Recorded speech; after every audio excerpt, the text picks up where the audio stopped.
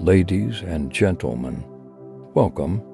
We are still in the process of attempting together to search within ourselves for our purpose in life and answer the difficult question, what should we do in this life?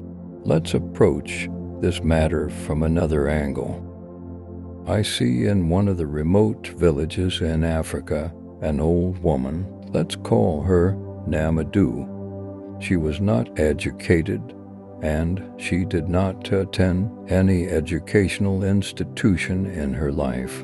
She lived her entire life in this small village.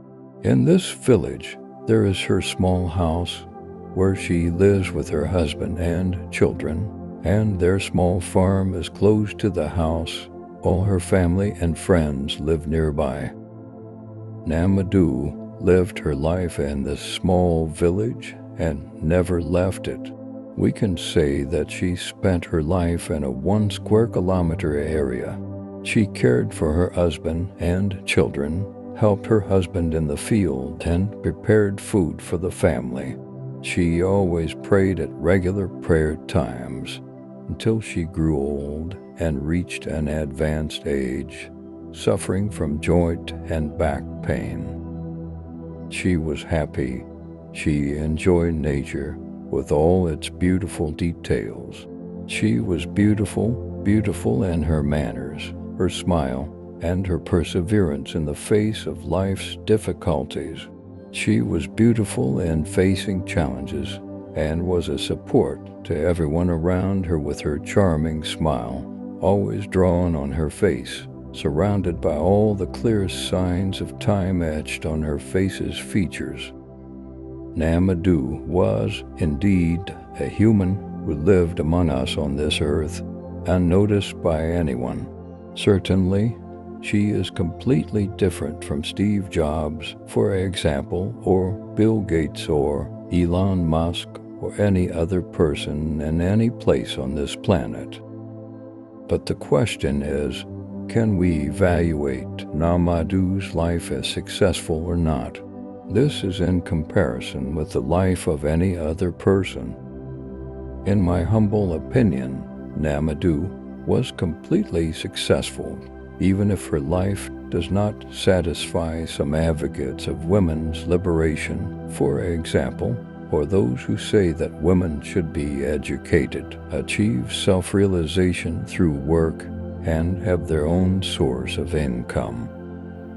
The truth is, this is not the subject of Namadou. It is a subject specific to those who speak about this idea.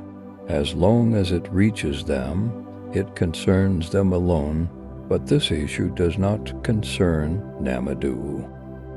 Her name is Namadou by coincidence. Pay attention to that. And Namadou in Arabic means the one who gives a lot of thanks and praise to God, and she was exactly that, always thanking God a lot and all the time. Her tongue was always uttering, "Praise be to God, praise be to God." Likewise, there is this professional killer in one of the suburbs of Chicago in America. He was the son of a drug-addicted father and a mother who engaged with men for money. Of course, this is enough for their son to be a hired killer and a dangerous criminal. It's a simple equation, 1 + 1 = 2. If the parents are like this, it's inevitable that the son will turn out like that. This equation is the perfect solution for anyone to justify their position when they go astray, or even if they don't. We are always trying to find a justification for what we do or reason for why we are the way we are.